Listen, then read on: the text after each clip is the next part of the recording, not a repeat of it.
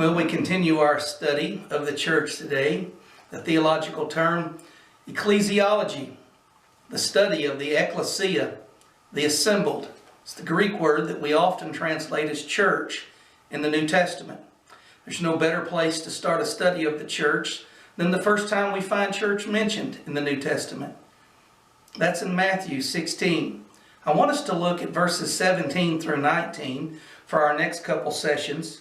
Today we will focus only on verses 17 and the first part of verse 18. It reads this way, "And Jesus answered and said unto him, Blessed art thou, Simon Bar-Jonah, for flesh and blood hath not revealed it unto thee, but my Father which is in heaven.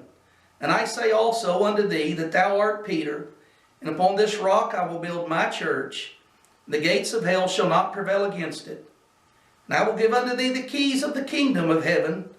And whatsoever thou shalt bind on earth shall be bound in heaven, and whatsoever thou shalt loose on earth shall be loosed in heaven."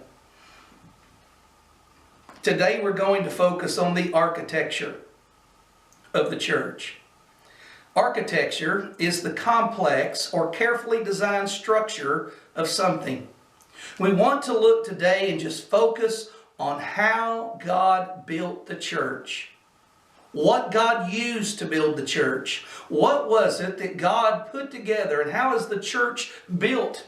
Is it merely a brick and mortar building? An old wooden building? Is it the old church in the Dale? Is it the church in the Wildwood? No, the church is not a physical building, but it is a physical body. The first thing I would like to look at is the divine material that the church was made up of.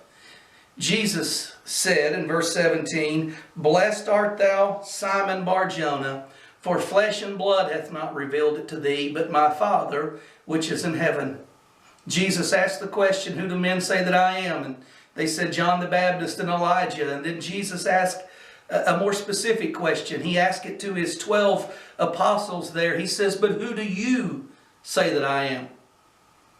And Peter, as spokesman, stood up and said, "Thou art the Christ, the Son of the living God."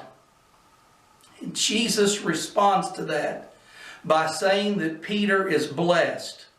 Not because Peter figured it out, not because of free will, not because of a decision that Peter made, but because Peter had received a revelation from God.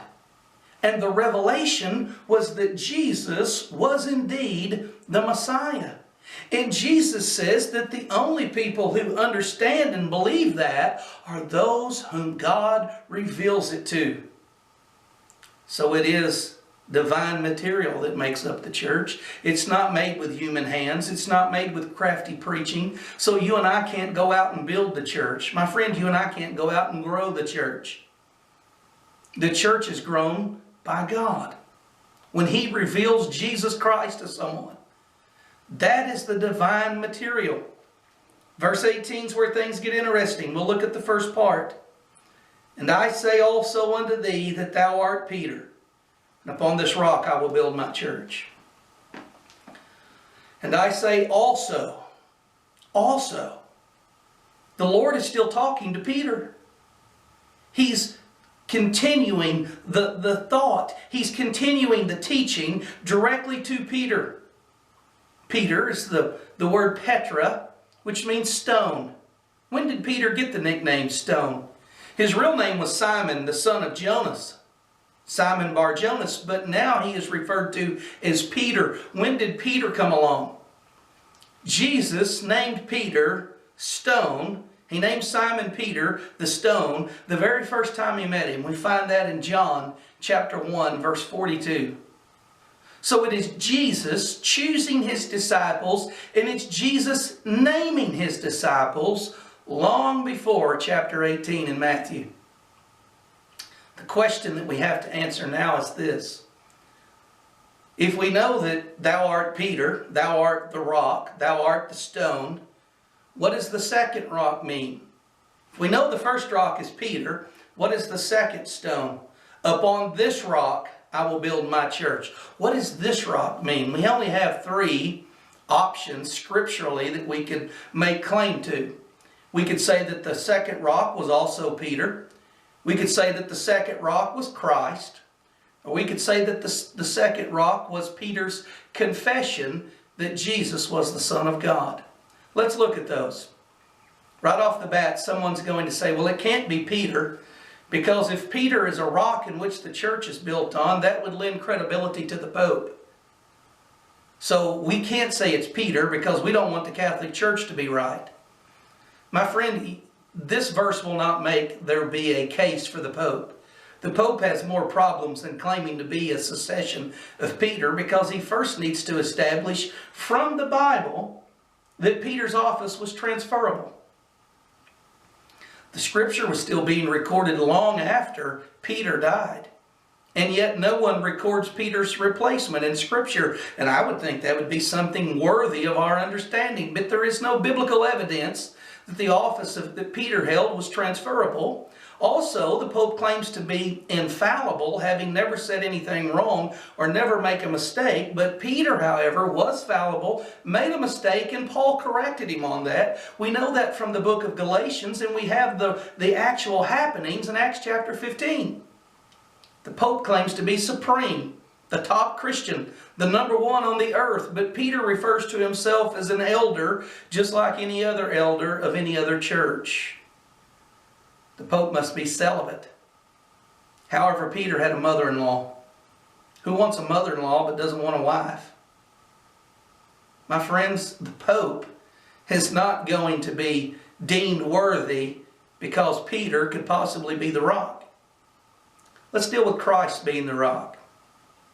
Thou art Peter, and upon this rock, Christ pointing to himself here, using a different word, meaning bigger stone. Upon this stone I will build my church. That's theologically accurate. Jesus is the chief cornerstone. He's the stone the builders rejected. He's the stone that crushes the doubters. But is that the way it's written? Thou art Peter, and upon this rock I will build my church. Thou art the rock, and upon this rock I will build my church. Kind of have to add Christ in there if we want him to be that second rock. Some people say, well, Christ doesn't grammatically fit. So the rock, the second rock, is really Peter's confession in verse 16. Thou art the Christ, the Son of the living God. Upon the confession of Peter is the church built. Then why does it say upon this rock instead of saying upon that rock? This wouldn't be the right word. It wouldn't be, thou art Peter, and upon this rock. What rock? Did he point back at something Peter said? No, it's grammatically not there. Well, if Peter naturally reads into the text, and that seems to be the most logical understanding of this text, is there any biblical evidence for Peter being this rock that the Lord builds his church on? Yes, there's actually quite a bit of evidence for Peter being the rock that the Lord builds his church on. This rock is Peter as the head of the apostles. Peter being the spokesman, being the early leader. Peter being the integral part of the early church. Does Scripture bear that out? Absolutely. Look with me in Acts chapter 1, verse 15. In those days, Peter stood up in the midst of the disciples and said, the number of the names together being about 120. We've got 120 believers gathered together. And Peter is the one that makes the decision to replace Judas with a new apostle. We have Peter that's arrived at the conclusion that the Old Testament scriptures instruct them to find a replacement. It's Peter that introduces this business. It's Peter that conducts this business. So Peter is clearly the early leader. Now look with me in Acts chapter 2, verse 14. The day of Pentecost. Everyone is awestruck by this great thunder of the Spirit of God startling everyone. And it says in verse 14, but Peter, standing up with the 11, lifted up his voice and said unto them, ye men of Judah, and all ye that dwell in Jerusalem, be this known unto you, and hearken unto my words. All 12 apostles there, Peter does the speaking. He doesn't say hearken unto our words. He says, my words. I'm the spokesman of the group.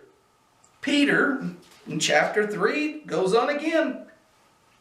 In Acts chapter 3, verse 12, and when Peter saw it, he answered unto the people, Ye men of Israel, why marvel ye at this? Or why look ye so earnestly on us, as though by our own power or holiness we have made this man to walk? Peter confesses that he is not the power behind the gospel. He's not the power to heal, but the power is with God. But why doesn't John ever say anything? It's always Peter and John verifying something for the church in Jerusalem, and it's always Peter giving the account. It's always God calling Peter to Cornelius. It's God calling Peter and John to Samaria. It's always Peter preaching, Peter going. And if we go on through chapter 12, we'll find over and over and over again that Peter is the leader of the early church. And why is that so? Well, could it be that Jesus Christ designed him to be the rock, the bedrock foundation of the church? Not that people believe on Peter, but that people believe on Christ because of what Peter is doing. Could he be the architecture of the church? I think Scripture is pretty plain spoken on this, as Paul wrote in Ephesians chapter 2, verses 19 through 22. Now therefore ye are no more strangers and foreigners, but fellow citizens with the saints and of the household of God. Now Paul is talking about the church. He says of the household of God. So we're talking about the church in this text. Verse 20, and are built upon the foundation of the apostles and prophets, Jesus Christ himself being the chief cornerstone. Is Jesus the cornerstone? Yes, Paul says as much. But Paul also says that the apostles are the foundation in which the rest of us are built on. And then in verse 21 and 22, Paul lays out how we're built on top of the apostles, and Peter was the spokesman. He says in verse 21, in whom all the building fitly framed together groweth unto an holy temple in the Lord, in whom ye also are builded together for an habitation of God through the Spirit. So Paul takes what Jesus said in Matthew 16 and makes it so. He says we're builded by the Spirit of God according to the will of God. We're laid upon a foundation that has the apostles and the prophets there. And this apostolic and prophetic foundation is what those of us who are saved rest upon. Is that God's plan? Absolutely, it's God's plan. Jesus made it known that it was God's plan. The Lord's Prayer in John 17, the night he's betrayed, he prays for the apostles. But then in verse 20, he prays for us. He says, neither pray I for these alone, but for them also which shall believe on me through their word. Jesus prays for every single believer that night, not just the apostles. But how does the believer come about? He says, for them which shall believe on me, we believe on Jesus Christ, because of their word. Whose word? The apostles' word. And who speaks for the apostles? It is Peter. Peter preaches the gospel the first time. Peter preaches the gospel the second time. Peter settles disputes. Peter goes on and on and on doing this work. Notice in Acts chapter 2, verse 42. The early church, after the 3,000 are added to the 120, it says they continued steadfastly in the apostles' doctrine. The teaching of the apostles. What the apostles taught was authoritative in the church. And the Lord used Peter as the primary spokesperson for that group. They knew the responsibility of preaching and teaching. That's why when a problem broke out with people complaining about the day-to-day service in the church, in verse 4, the apostles got together and said, you appoint men to handle this, servants to handle this. Verse 4, but we will give ourselves continually to prayer in the ministry of the word. Peter knew full well his responsibility to lay down the groundwork for the early church. And Jesus echoes this statement in his revelation to John in Revelation chapter 21. We have a description of the New Jerusalem coming down out of heaven. We have a new heaven and a new earth. All the other stuff has passed away. This is our eternal home with God.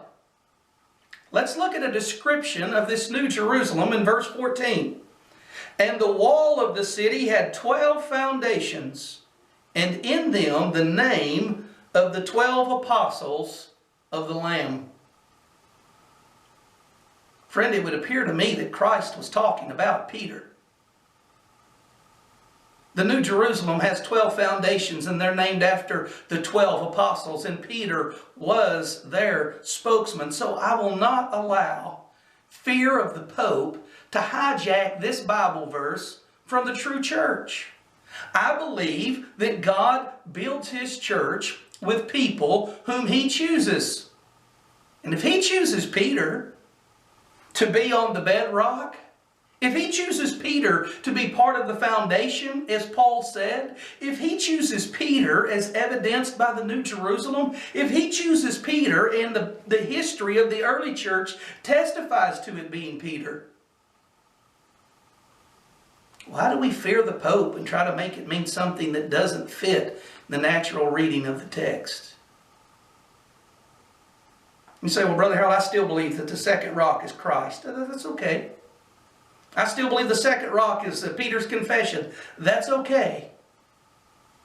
But I hope that as we go along through the rest of verse 18 and into verse 19, you see that Peter has just a little more than a confession. And that God gives Peter some authority that you're going to have a hard time understanding unless you see Peter as being the rock that God chose to build His church on. We don't worship Peter. We worship Jesus Christ. And if you're in that church, God chose you and you have a part in it. It's just not the same part that Peter had. So, Ecclesiology, part 1. The architecture of the church. The church is made up of believers, and the Lord adds us to the church. And Peter was on the bedrock. Thanks for watching.